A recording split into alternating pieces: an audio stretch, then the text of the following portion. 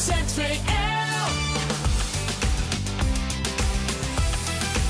Omroep ZVL.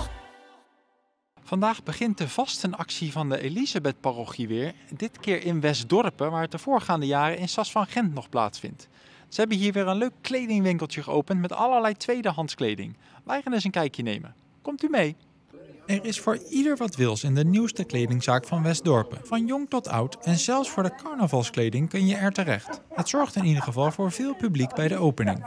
Ja, we hebben heel veel volk al in onze winkel. We zijn daar heel erg blij mee. Dat geeft veel enthousiasme en verwachtingen. De opbrengst van de verkoop gaat naar een project van de bekende pater Swinne in Colombia.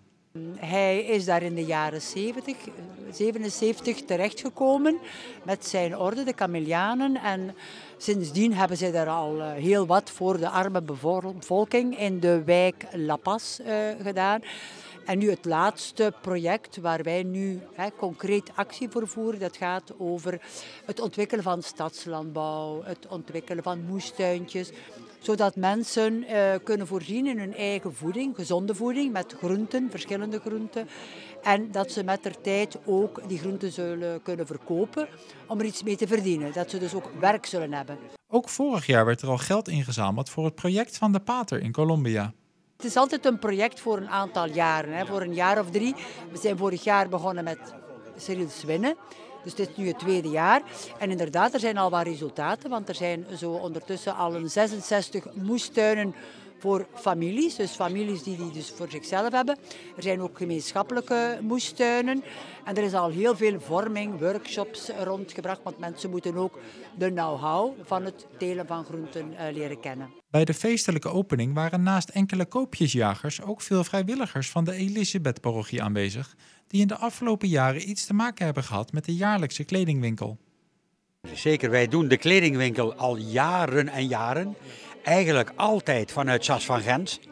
Maar daar was het dit jaar eigenlijk heel moeilijk om een geschikte ruimte te vinden voor de kledingwinkel. En toen kwam dit op onze pad. En toen hebben de dames hier uit Westdorpen dit pand beschikbaar gesteld gekregen voor een paar maanden. En dat is natuurlijk prima, want het ziet er geweldig goed uit. Hè? Dat zeker. Daardoor is deze vrijwilliger vol goede hoop op een flinke bijdrage voor het goede doel. Dat komt wel goed. Wij hadden vorig jaar in Sas van Gent €9.000 omzet. Dus misschien is dit jaar iets minder, dat weet ik niet. Misschien ook niet.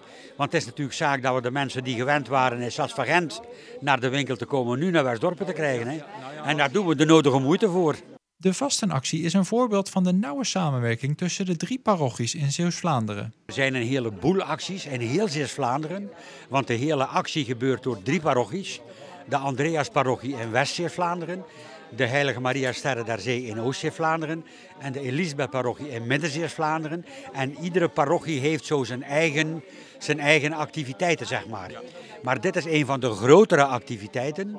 En hier in onze eigen parochie hebben we in Terneuzen nog een aantal activiteiten. En op 29 maart hebben wij vanuit de kerk in Filipijnen een wafelbakactie. En daar kunnen mensen van tevoren met een bestelformulier wat ze huis aan huis krijgen al bestellen. En dan gaan wij 1800 of 2000 wafels bakken, die voor een groot deel van tevoren al verkocht zijn. Maar er wordt ook nog geleurd aan de deur. En dan hopen we die dag toch €1600 binnen te halen. Dat zijn mooie bedragen.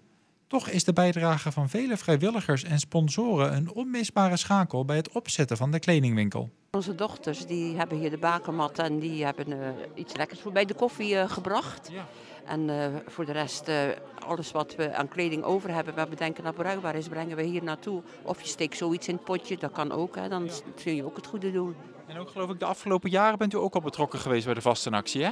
Helemaal in het begin, het allervroegste begin. Ik denk wel 30 jaar geleden, ja, in Sas van Gent. Ja, en dan blijf je dan toch ook volgen, hè? Deze bezoekers zijn in ieder geval erg onder de indruk. Maar het is ook wel een beetje de trend, hè, dat heel veel mensen iets gaan hergebruiken tegenwoordig. Of een tweede leven weer geven. Dus het is helemaal in. Het is hier echt heel leuk om te zien. Het is echt een chique winkel geworden, vind ik. Ja. Heeft u al wat leuke dingen gezien? Ik moet nog beginnen kijken. Want ik heb nog gebabbeld ondertussen. Dus ik ga wel leuke dingen zien, denk ik. Ja, er hangt in ieder geval genoeg, hè? Ja, daar hangt genoeg. Dus ik zal mijn best doen. ZVL. ZVL.